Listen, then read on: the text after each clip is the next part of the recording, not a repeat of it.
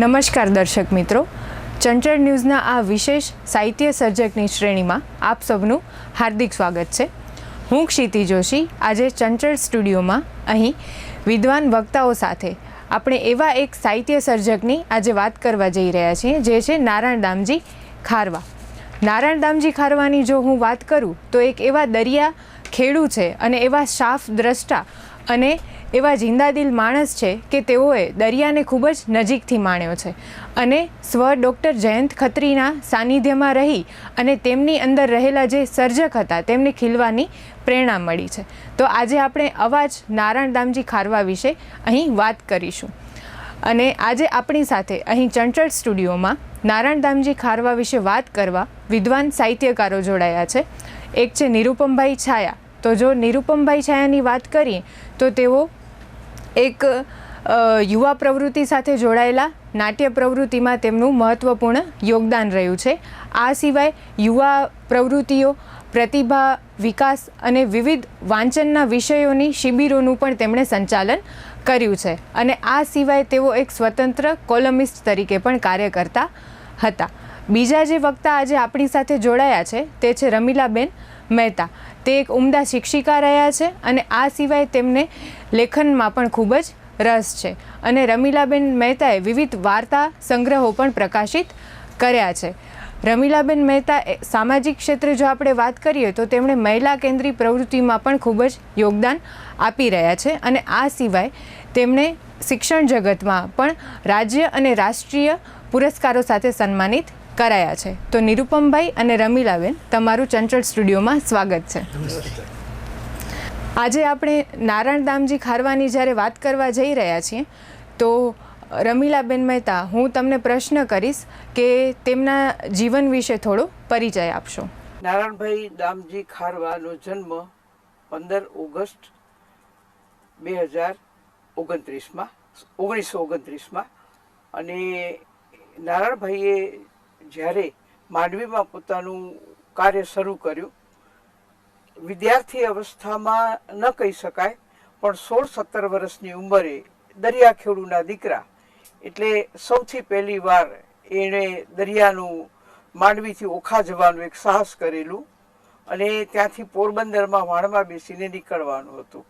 પણ નારાયણભાઈનું જીવન એ પોતાના સમાજ પ્રત્યે વધારે પ્રવૃત્તિમય રહ્યું છે અને ડૉક્ટર જયંત ખત્રીના સહવાસને કારણે અંદરનો માયલો જાગ્યો અને દરિયા કિનારે ફરતા ફરતા જેમ છીપલા અને કોડીને વીણે એમણે વાર્તાઓ વીણી છે. એની સાથે સાથે એમણે પોતાના સંતાનોના ઉછેરમાં પણ બહુ જ સારું યોગદાન આપ્યું છે અને સમાજની અંદર એક કાઠું કાઢેલા વ્યક્તિ તરીકે આપણે એને ઓળખી શકીએ. તમે ખૂબ જ સરસ વાત કરી કે તેમણે વાર્તાઓ જે લખવાની શરૂઆત કરી. તો હવે હું નિરુપમભાઈ તમને પ્રશ્ન કરીશ કે સાહિત્ય સર્જનમાં એમને કઈ રીતે રુચિ થઈ કે કેવી રીતે એમણે શરૂઆત કરી સાહિત્ય સર્જનની?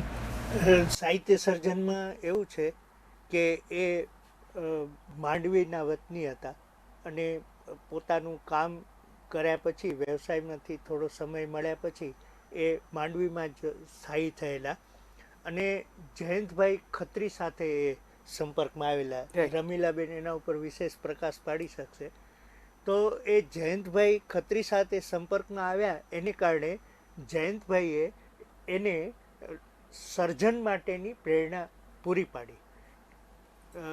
જયંતભાઈ જે વાર્તાઓ લખી, જે સાહિત્ય રચ્યું એમાંથી પ્રેરણા લઈને એ વાંચીને અને જયંતભાઈ સાથે ચર્ચા કરતાં કરતાં એમણે નવલકથા લખી અને વાર્તા પણ લખી.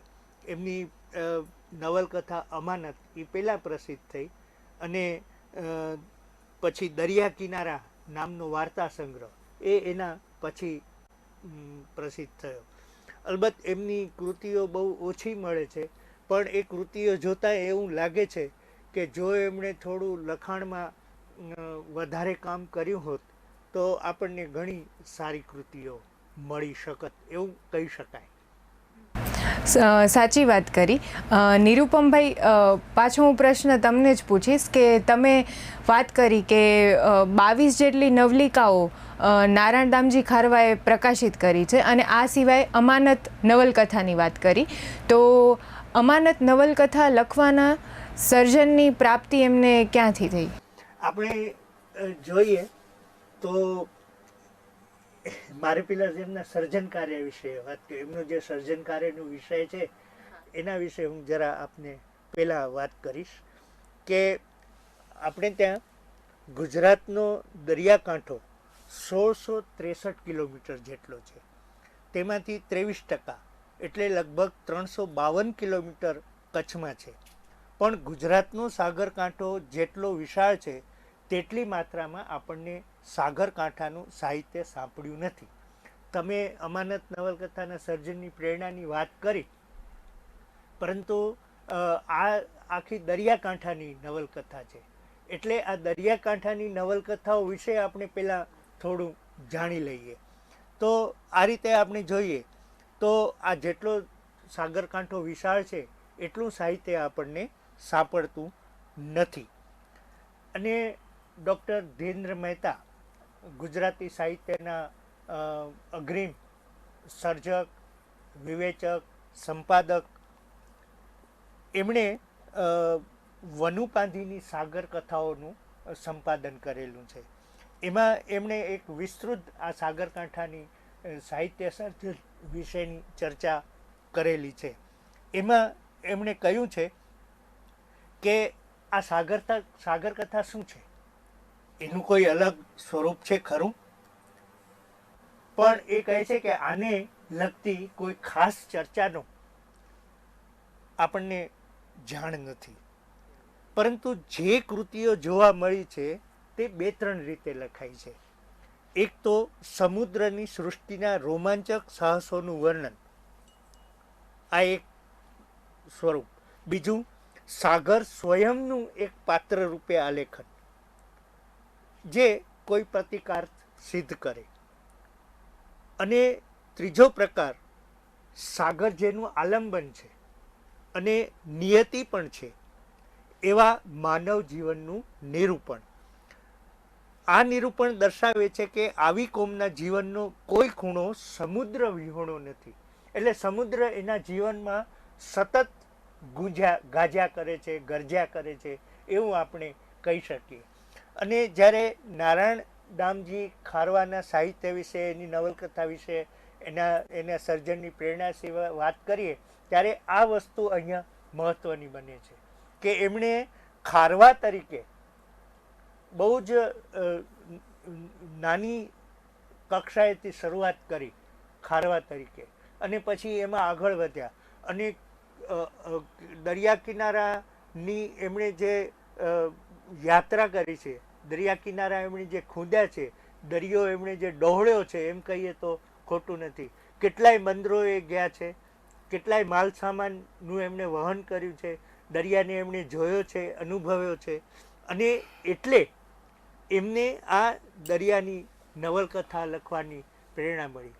જુઓ, એક મહત્ત્વની વાત એ છે કે જે ધીરેન્દ્રભાઈએ કહ્યું કે સમુદ્રની સૃષ્ટિના રોમાંચક સાહસોનું, તો આ તો પોતે જ એ સાહસોમાં જોડાયેલા હતા, એમણે સાહસો કર્યા છે. એટલે એમની જે સાગર કથાઓ છે એ ઘણી પ્રમાણિત છે. અને હું કદાચ એ કહેવાનું પણ પસંદ કરીશ અથવા તો હિંમત કરીશ કે આ પ્રકારે એક ખારવાએ અથવા દરિયો ખેડીને એના અનુભવોને આધારે જો કોઈ સાહિત્ય સર્જન કર્યું હોય તો એમાં હું નારાયણ દામજી ખારવાને પ્રથમ સ્થાને મૂકીશ. કારણ કે અત્યાર સુધી આપણને એવા કોઈ લેખકો જોવામાં આવતા નથી, કદાચ મારા ધ્યાનમાં નહીં હોય, કે જેમણે આવી રીતે દરિયો ખેડીને સાગરકાંઠાની, સાગરની વાત, સાગર કથાની વાત કરી હોય. તો અમાનતમાં આપણને એ દરિયાની કથા, સાહસની કથા એમાં આપણને જોવા મળે છે. નિરુપમભાઈ, તમે ખૂબ જ સુંદર વાત કરી. તમે વિવિધ સ્વરૂપોને આવરી લીધા, મુદ્દાઓ કઈ રીતે રજૂ થયા, અને સૌથી મહત્ત્વની વાત કે એમને કઈ રીતે આ સાહિત્ય લખવાની પ્રેરણાની પ્રાપ્તિ થઈ છે. તો અહીં ખારવા સમુદાયની પણ વાત આવી. તો રમીલાબેન, હવેનો પ્રશ્ન હું તમને કરીશ કે એવો સામાજિક જે આપણે કહીએ તો સમાજની રીતે ખારવા સમુદાય સાથે જોડાયેલા હતા, તો સામાજિક જવાબદારીઓ અને અન્ય કઈ રીતે તેઓ પોતાનું યોગદાન આપતા હતા?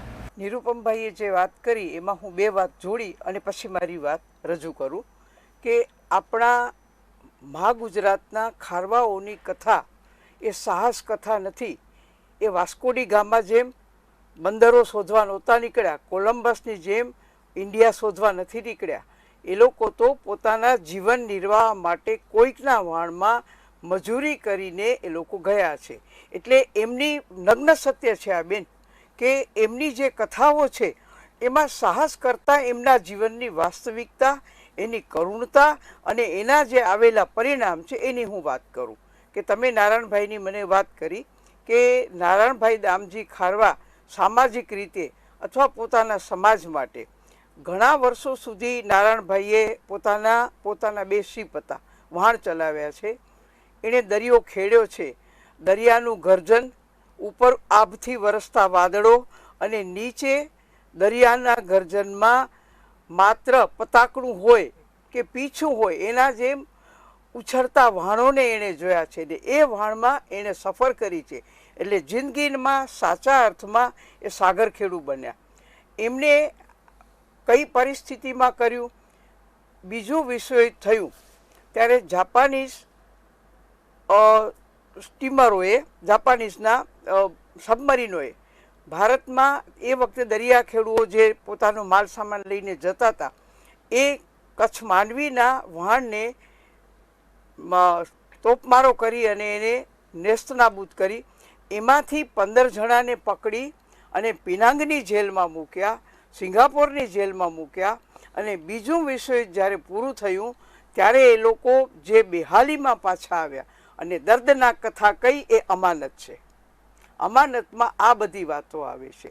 અમાનતના જે સ્ત્રી પાત્રો છે એ કુલસુમ હોય, એ આયશા હોય કે જુબેદા હોય, આ બધા સ્ત્રી પાત્રો એ માત્ર ઉપર છલ્લા દેખાતા કોમળ પાત્રો નથી, અંદરથી દાવાનળ ઉછળતા સ્ત્રી પાત્રો છે. નારાયણભાઈએ આ બધી કથાઓ લખી છે, એ અનુભવ્યું છે. એમના બંને સગા ભાઈઓ એમાં મરણ પામ્યા છે. એક ઇન્ટરવ્યૂમાં એમણે વાત કરી છે. એમને એક ઇન્ટરવ્યૂ ઝી ન્યૂઝમાં ઘણા વખત પહેલાં આવ્યો છે. ઘણા વખત પહેલાં કોઈક બેન આવીને એમનો ઉષાબેન કરીને ઇન્ટરવ્યૂ લઈ ગયા હતા માંડવીના દરિયા કિનારા ઉપર. અને એ ઇન્ટરવ્યૂમાં એમણે કહ્યું છે કે મેં દરિયાને જીવ્યો છે, મેં દરિયાને જાણ્યો છે અને મેં દરિયાને માણ્યો પણ છે. કારણ કે ઉછળતા લોટ હોય, લોટ એટલે દરિયાના મોજા, એવે સમયે હું એ દરિયાનો આનંદ પણ માણતો હતો અને બીજી ક્ષણે એમ લાગતું હતું કે આખે આખું અમારું વહાણ દરિયામાં ગરક થશે. તો આ બધી પરિસ્થિતિમાં જિંદાદિલીથી જીવનાર માણસ એટલે નારાયણ દામજી ખારવા જે માંડવીના છે અને અમને એનું ગૌરવ છે. ડૉક્ટર જયંત ખત્રી સાથે બેસીને એમણે જે વાર્તાઓનું સર્જન કર્યું બેન, અદ્ભુત સર્જન છે. એમની વાર્તાઓ છે એમાં પાટિયાની પાછાત છે, ત્યાર પછી બેઈમાન કનૈયો છે, યાદનું મૃત્યુ છે. એટલી બધી સરસ વાર્તાઓ એમણે વાસક સજા સુધીની વાર્તાઓ લખી છે. તમને અર્થ ખબર હશે. ડોસાએ દી દેખાડ્યો એવી વાર્તાઓ પણ લખી છે. એટલે મોટા ભાગની દરિયા કિનારાની વાર્તાઓ લખી. એ વાર્તાઓ એને દરિયા પાસેથી જડી છે. એને એક જગ્યાએ કબૂલ કર્યું છે. એક ઇન્ટરવ્યૂમાં એમને પૂછવામાં આવ્યું, આકાશવાણીમાં, એ બધી પ્રત છે મારી પાસે એમાં સચવાયેલી. એમને પૂછવામાં આવ્યું કે તમે દરિયાની સફર છોડી કેમ? એણે કહ્યું, મેં દરિયાને છોડ્યો નથી, દરિયાને હું જીવ્યો છું, દરિયો હજી મારામાં રમે છે, હું રોજ દરિયા કિનારે જાઉં છું. પણ સમય એવો આવ્યો કે પરિસ્થિતિ પ્રમાણે અમારો આખો સમાજ દરિયામાં ગરક થવા માંડ્યો હતો. અને ધીમે ધીમે જ્યારે વહાણો મશીનથી ચાલતા થયા ત્યારે અમને વિચાર આવ્યો કે હવે કુટુંબમાંથી બધા જણા દરિયા કિનારે દરિયામાં જાય અને પછી ન્યૂઝ કેમ, સમાચાર આવે અને રોતી કકડતી સ્ત્રીઓ છાતી કૂટતી દરિયા કિનારે જઈને પોતાના પતિનું યાદ કરીને રડે. એ દિવસો ઓછા થયા અને એમાંથી કેટલાક લોકો રંગકામમાં, કેટલાક બીજા કામમાં, સુથારી કામમાં જોડાયા. એટલે આ રીતે પોતાના સમાજને બેન ઊંચો કરવા માટે નારાયણભાઈએ આ પગલાં પણ ભર્યા. એણે દરિયાને છોડ્યો નથી. એણે કહ્યું કે જે કાયર ને ડરપોક હોય ને એ દરિયો છોડે. હું તો હજી રોજ દરિયાને જોવા જાઉં છું, દરિયાથી રમવા જાઉં છું. આ એની જે જિંદાદિલી હતી, એનું જીવનયાત્રા હતી. વિચાર કરો કે 1929થી 2014 સુધીનું લાંબુ જીવન, અને એ જીવનમાં એ સાચા અર્થમાં દરિયાને જીવ્યા, દરિયાને માણ્યો અને સમાજ માટે જીવ્યા. રમીલાબેન, તમે ખૂબ જ રસપ્રદ વાતો જણાવી કે નારાયણ દામજી ખારવા કેવી રીતે દરિયા સાથે રહ્યા છે, દરિયાને આમ દિલથી માણ્યો છે, અને આપણે કહીએ ને કે મહેસૂસ કર્યું છે એમણે કે કેવી રીતે ખારવા સમુદાય કે જેમનો એક વ્યવસાય છે કે દરિયા સાથે રહીને કાર્ય કરવું, ને જેઓ દરિયા સાથે જ જોડાયેલી એક ખમીરવંતી પ્રજા છે. તો તમે ખૂબ જ સારી વાત કરી. તો આના પરથી નિરુપમભાઈ, તમે જણાવશો કે તેમના સાહિત્ય સર્જનની વિશેષતા શું છે, કે એમાં થોડો પ્રકાશ પાડશો? આપણે આપણા બીજા એક સર્જક છે કચ્છના જ વનુ પાંધી, એમણે પણ સાગર કથાઓ લખી છે. એમાં એમની સઢ અને સુકાન નામની કૃતિમાં એમણે એક બહુ સરસ વિધાન આપ્યું છે કે કાંઠે બેસે તે મછિયારો, દરિયે દોડે તે ખારવો. એટલે આ જે નારાયણભાઈ છે એ દરિયે દોડનારા ખારવા સાચા અર્થમાં સાબિત થયા છે. અને આ જ એટલે વનુ પાંધી જ સઢ અને સુકાનમાં જ એક બીજી વાત પણ કરે છે કે જ્યારે ખારવો વહાણનો રાંઢવો હાથમાં પકડે ત્યારથી તેના ઘસારાથી હથેળીની આયુષ્યની રેખાઓ ઘસાતી જાય છે. દરિયો વિશાળ છે પણ સાગર ખેડૂની જિંદગી ટૂંકી છે. તો આ જે જોખમો વચ્ચે આ જે ખારવાઓ રહ્યા છે એમાં નારાયણ દામજી એક છે. એટલે એમણે જે સર્જન કર્યું એ દરિયાઈ નવલકથા અને નવલિકાઓ લખી. તો એમાં આપણે જોઈએ તો એમણે જે નવલકથામાં પ્રકૃતિનું વર્ણન આપ્યું છે, પછી જુદા જુદા બંદરોના જે વર્ણનો કર્યા છે એ પણ બહુ વિશિષ્ટ છે.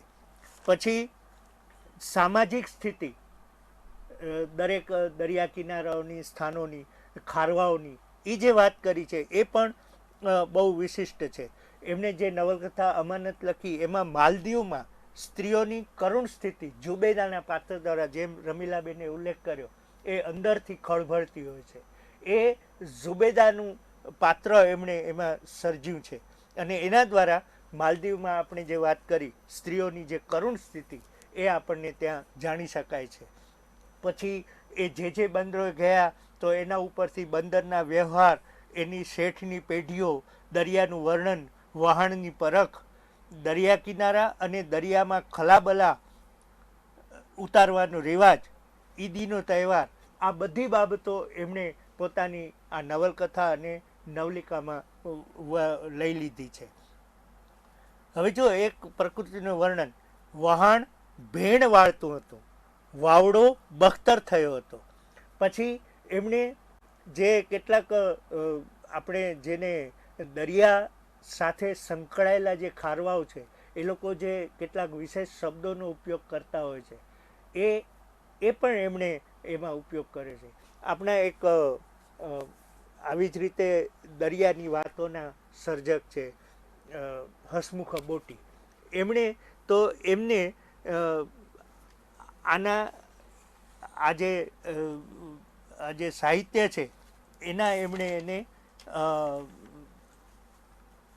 કોષ ગણાવ્યા છે કે આ દરિયા સાથેના જે શબ્દો છે એના સંકળાયેલા એના એક કોષ છે.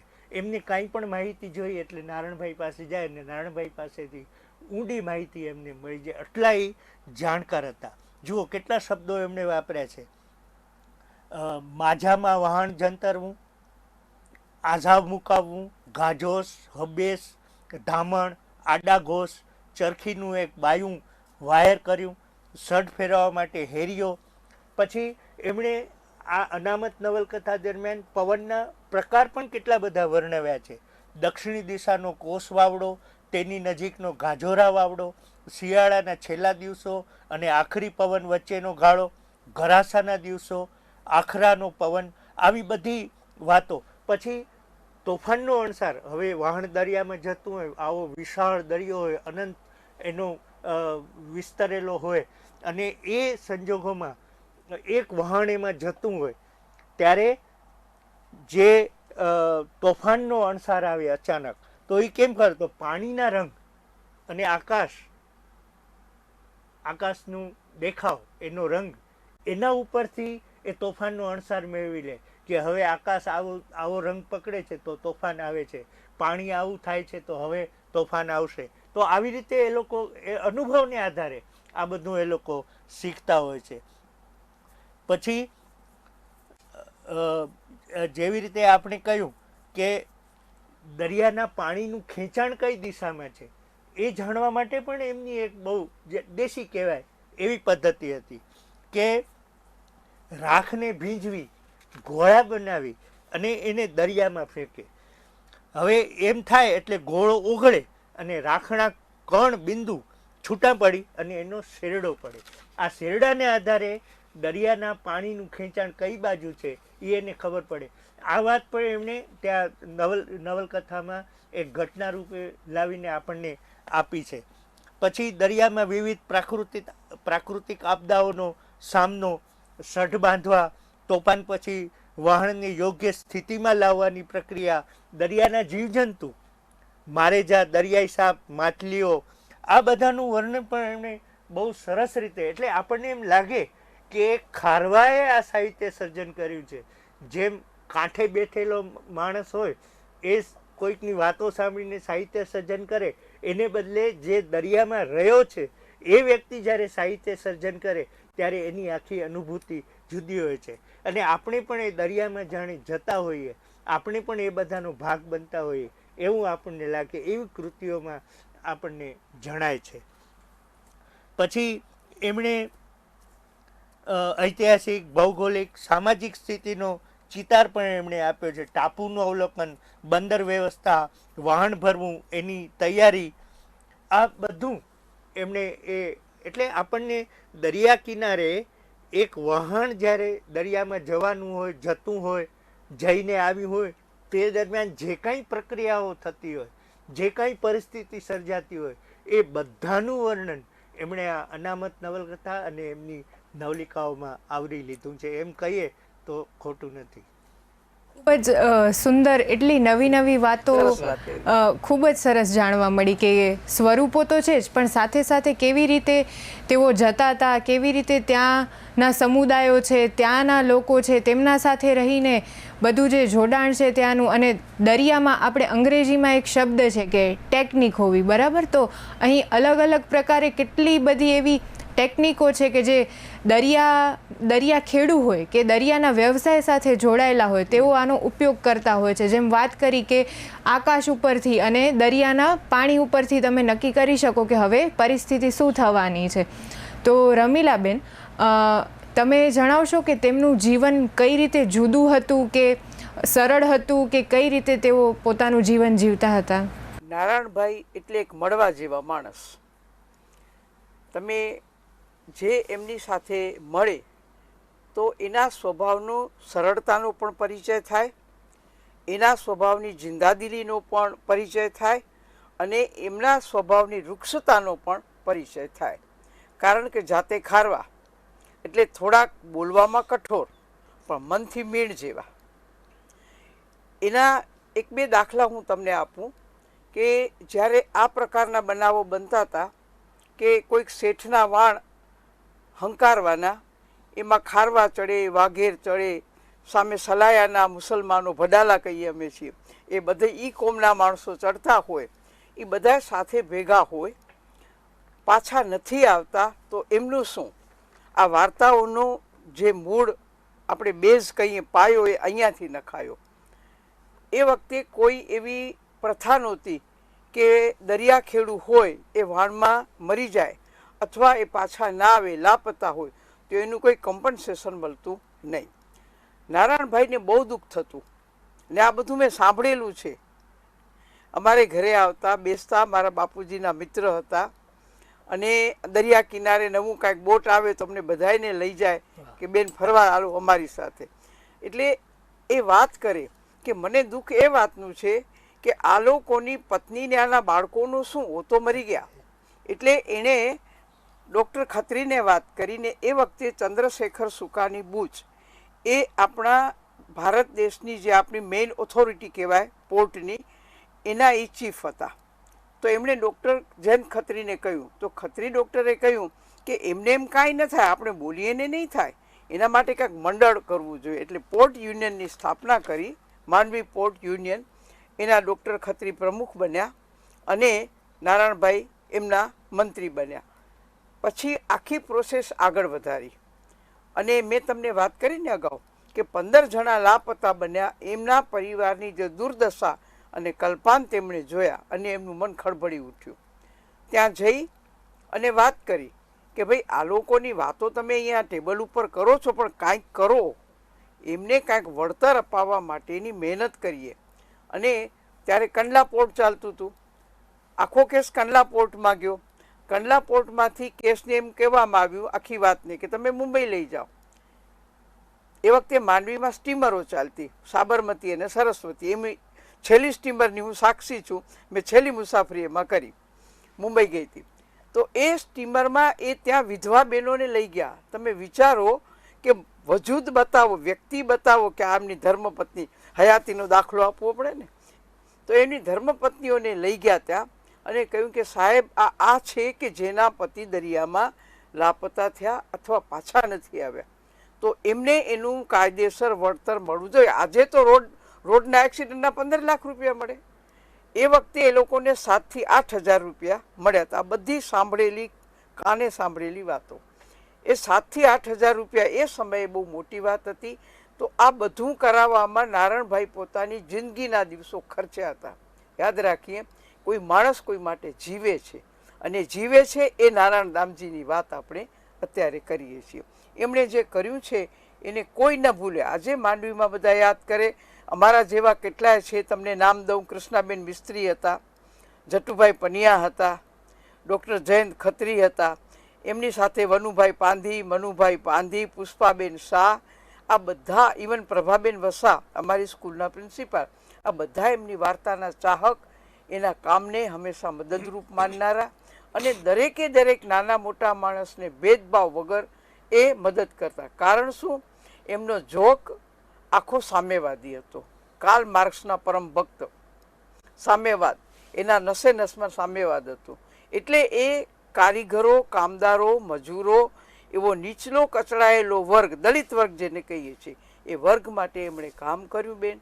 અને પોતાની કોમને પણ ઊભી કરવા માટે. આજે ખારવાની કોમ સદ્ધર છે, માંડવીમાં ગરીબ નથી, સદ્ધર થયા, એક જમાનો હતો. પણ હવે એ બધું નારાયણભાઈ અને ડૉક્ટર જયંત ખત્રીની એક દીર્ઘદ્રષ્ટિથી કે આમને આમ નહીં ચાલે, બધા છોકરા દરિયામાં નહીં જાય તો બાકી શું રહે. એટલે આ પરિસ્થિતિમાં નારાયણભાઈએ જેને કહીએ ને શિરમોર કામ કર્યું છે, પોતાની કોમને ઊભા કર્યા, બીજા લોકોને પણ દાખલો બેસાડ્યો અને આખા સમાજમાં એક પહેલો ખારવા માણસ હતો કે જેણે સઢ અને હલેસા મૂકી અને કલમ ઉપાડી. અને કલમમાં શું લખ્યું? તો કે અમાનત અને દરિયાઈ વાર્તાઓ. એટલે આવી વ્યક્તિની વાત કરવા આપણે ભેગા થયા છે. એટલે રમીલાબેન, તમે જે વાત કરી કે એમણે લોકો માટે પોતાનો સમય ફાળવ્યો, એમને ન્યાય અપાવ્યો, એટલે આ એમની અંદર જે સંવેદના, આ સંવેદના એ એમને સર્જન માટે પણ પ્રેરક બળ પૂરું પાડ્યું. એમની વાર્તાઓમાં એ દેખાય છે. અને નાના માણસની જે એમણે જે વાત લીધી છે.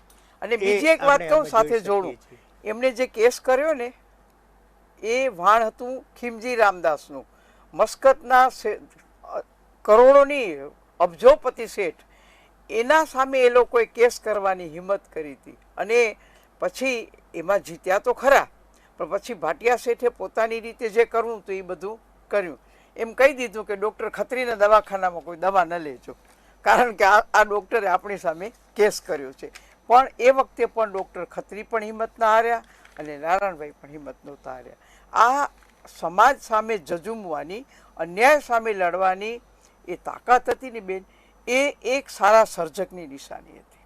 રમીલાબેન, તમે ખૂબ જ સુંદર વાત કરી કે નારાયણભાઈ હતા તેઓ લોકો માટે જીવ્યા છે, બરાબર? સંવેદનશીલ તો હતા અને એમની સાથે એમણે જે આ નિરૂપમભાઈએ કહ્યું કે તેમને આ સાહિત્ય સર્જનની પણ પ્રેરણા મળી. તો આપણે કહી શકીએ કે નારાયણભાઈ એક ઉમદા વ્યક્તિત્વ ધરાવતા માણસ છે. ને જે નાના માણસોની ચિંતા કરી એમને ન્યાય અપાવવાની, તો નવલિકામાં પણ એમણે દેખાય છે. તો તે વખતે જે વર્ગભેદ હતો, જે સમૃદ્ધ અને જે લોકો જેને કહેવાય ને કે ઓછી આવક ધરાવતા એ સામ્યવાદની વાત કરી ને મેં, બંને વચ્ચે દિવાલ હતી. એટલે એમાં એક કૃતિમાં એમણે એક સંવાદ મૂક્યો છે કે શેઠને કહે છે, એક એનું પાત્ર નવીન કરીને છે, એ શેઠને કહે છે કે બાકી જોખમ કર્યા વગર અમને તમે ઊભા રહેવા આપો એ વાતમાં માલ નથી.